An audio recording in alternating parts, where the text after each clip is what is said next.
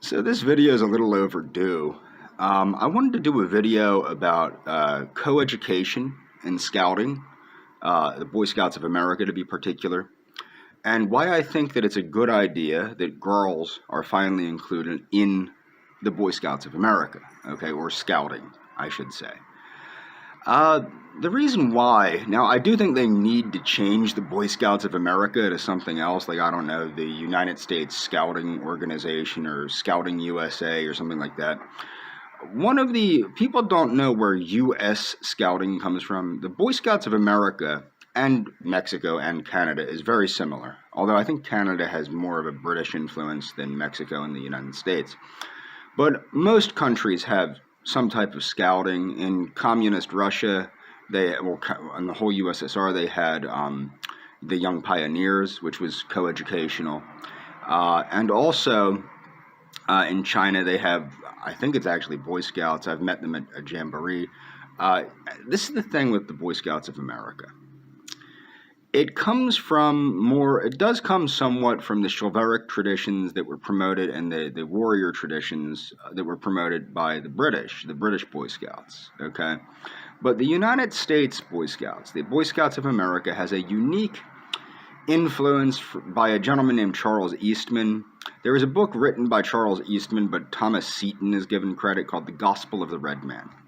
And what happened is Charles Eastman, who was a Lakota Sioux surgeon, wanted to save the white man from becoming weak, domesticated, and feminized. And he was scared for Western civilization. He believed that Western civilization would decline as white men became more feminized. And that was why he created the Boy Scouts of America. That's the true creator of the Boy Scouts of America. Although Thomas Seton gets a lot of the credit, the other thing that you need to take into consideration is, unlike the British tradition, ours is not based in the chivalric traditions or knightly traditions. Ours is based in scouting, in like an Indian scout more than a military scout. There's a lot more focus on outdoorsmanship. There's a lot more focus on just Native American lore. In the Scouts, like, we use the two works that we use, aside from obviously the Boy Scout handbook, but the two literary works that are, encouraged to be read are, of course, the Gospel of the Red Man and Rudyard Kipling's The Jungle Book. The idea of the Boy Scouts Boy Scouts of America, is to reawaken the concept of the noble savage in the average American boy, okay? But not all scouting was for boys. At the same time as the creation of the Boy Scouts of America was also the creation of the Campfire Girls. Now, the Campfire Girls, these are all under the same organization originally. So you had the Boy Scouts of America and the Cub Scouts. Let's just include those together. So Cub Scouts, Boy Scouts, one thing.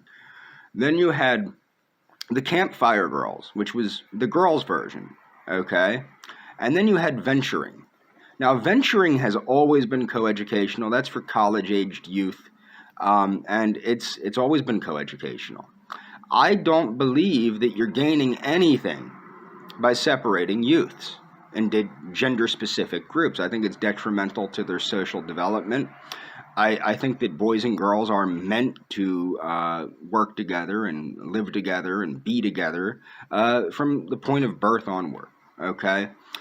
While I share the view that scouting should be coeducational, I think that the separation of the sexes, as in the Catholic Church, with the nuns and the priests and all this stuff, as you can tell, in the Catholic Church, there's a lot of pedophilia and homosexuality going on amongst the priests and amongst the nuns and amongst a lot of people.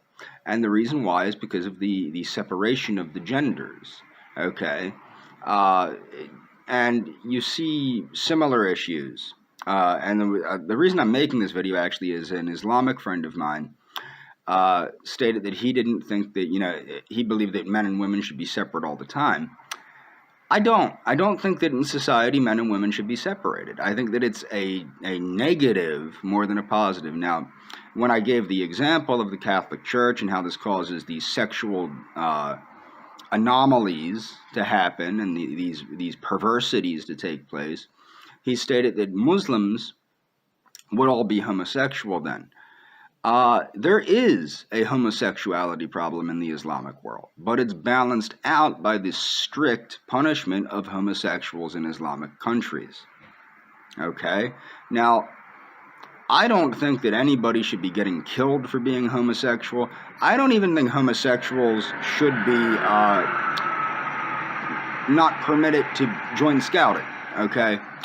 Where I have a problem is homosexual adults being scoutmasters or den mothers or things of that nature. Especially den mothers. Now that you have young girls involved in scouting, I would not I would be uncomfortable with a homosexual scoutmaster. I would also be uncomfortable with a lesbian den mother with children around, young girls around. And I think it leads to stuff that we might not want to be happening. I do believe, however, that and this is my personal belief, and I'm going to explain why it's my personal belief and why it should not apply to how the Boy Scouts originally handled things. And I protested the inclusion of homosexuals in the Boy Scouts. I went to Philadelphia, and some gay guy threw a cup of coffee on me. And that's the thing, is who's the violent people here? The Boy Scouts? Or the people throwing cups of coffee on the people that want the Boy Scouts to remain the Boy Scouts at the time, and that was my issue. But the thing is, I personally don't believe that homosexuals should be barred from participating in scouting. Okay, but the Boy Scouts is a private organization. It's a private club. Okay, the majority of scouts are fervently religious people. One of the beauties of scouting, now this is the thing, there was also a big hobbabaloo about how they don't like atheists in scouting. I have never been a religious person. At the time that I was in the Boy Scouts, when I was like 9, 10, 11, whatever, I was an atheist. I was an atheist. I did not believe in God, okay? I did not believe in the existence of a God, okay? But the truth of the matter is, it was never a problem. Nobody ever asked me, do you believe in God or what? Well, maybe somebody asked me what church I went to, and I would say occasionally I would go to church with my grandfather, who was a minister. Not all the time, but, a couple times a year, maybe 8, 9, 10 times a year or something like that.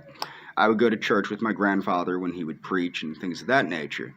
So it wasn't when he would preach. A lot of times we would go. He was also the conductor on a train it was a scenic train, a steam engine, and most of the time I would do that with him. That was his other job. He did that as a hobby because he had, of course, a military pension, being in the Army for 30-some years. And also a pension from a chemical place that he worked at for a bunch of years. But so most of the time when I spent time with him, it would be going to the train, which was, a fun thing, whatever. But occasionally I would go with him to church on Sunday. I was never a religious person. I'm never a big believer in this or that. But the beauty is the gospel of the red man preaches the concept of Wakantanka, the Great Spirit, which is the Lakota Sioux understanding of Yudhavivha, or Jehovah, as some people call it. And it's it's just a wonderful concept that actually brings together all people from all different religions. And you'll notice that in the Scouts. It brings together people that are Christian, Muslim, Hindu, Buddhist, and Buddhists don't necessarily believe in God. Okay, so it brings together everybody of all these different faiths together under one umbrella to pursue one thing, and that is self-betterment by awakening the noble savage. And you learn things. You learn how to tie knots. You learn how to fell a tree and turn it into lumber. You learn how to shoot a rifle. You learn how to shoot a bow and arrow. You learn rock climbing, hiking, survival camping, water purification, which is part of survival camping, how to fish, how to clean a fish.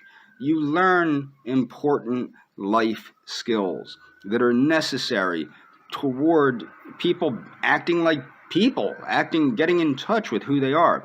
I do not think that there's anything in scouting that is necessarily inappropriate for women. I think that everything in scouting is equally important for women to know as it is for men. As we know from tribal societies, women, there is shared labor amongst the sexes. And I think that should be promoted in scouting. As I said with the homosexuality question, that's something that concerns me, but not enough to say that, homosexuals should be banned from participating. I think it should be like the military used to be with don't ask, don't tell. And the same thing is with atheism. Like, the thing is, like, I never had a problem being an atheist in the Scouts. But you have to remember, the Scout code is what? I will do my best to do my duty to God, and my country. Okay? They're not saying the Christian God or the Muslim God or the Hindu God or this God or that God, but God comes before country. And the Scouts do a lot of things like collect food for the less fortunate, run canned food drives. I helped out with the local Catholic Church a lot with organizing their pantry. You have to do a lot of volunteer work with the Scouts. It's mandatory if you're a Scout to volunteer, and I would do a lot of volunteer work at the local Catholic social services. I'm not Catholic, but I'm a Scout, okay? So we would do a lot of that. And, unfortunately, like how ridiculous everything got, Catholic social services isn't even allowed to call itself Catholic social services. It's now like the interfaith Hababalu or something. But, I mean, that put me in touch with people. I became close with the mother, the nun there. I became, the nun that ran the thing. I became close with her. She was a very nice woman. It put me in contact with people I wouldn't ordinarily be put in contact with that were beneficial to me at helping me understand other people. And I mean, scouting is just a magnificent thing. And I think that it should have been co-ed a long time ago, like the Campfire Girls did. The Campfire Girls broke away from Boy Scouts and venturing and became its own organization called Campfire USA, which is a co-educational scouting organization. More similar to like the Young Pioneers, but more so geared toward U.S. stuff. And unfortunately, like we also do have the Young Pioneers in the United States. I don't know how that happened, but we do. But my point is that scouting should have always been coeducational, in my opinion. It always was coeducational. It's just when children were in their youth, they separated the boys and the girls. I think that is a terrible mistake to separate boys and girls in their youth. I think that, as a human society, boys and girls have always worked together. And the other thing is a lot of accusations. Like, another problem I have with the homosexuality in scouting is Boy Scouting has always had this stigma of homosexuality because creeps are attracted to things that, if you're a child toucher, you're going to be attracted to things where there are children. I know for a fact that in my troop, we never had any problems with my scoutmasters being weirdos or anything like that. Luckily, I had fervently religious scoutmasters that really believed in, Catholicism and Lutheranism were the two branches of Christianity that my scoutmasters adhered to was, again, Catholicism and Lutheranism. And they were hardcore believers in this. Now, I did have one scoutmaster that was effeminate, but he was married with children. He was just an effeminate dude. But he was a good dude that was, helping kids. He was a male nurse, and he was married, had kids. His kid was in my scout group, of course, my scout troop. But the thing is, he dedicated himself in the free time that he had, and being a male nurse is a very time-consuming career, but the free time he had, he dedicated himself to helping better youth by awakening the noble savage in youth. And I think that there needs to be more emphasis on the importance of what scouting's about, more so than the separation. Now, like the Boy Scouts of America, I should rephrase that. You do have the Boy Scouts of America and Sea Scouts.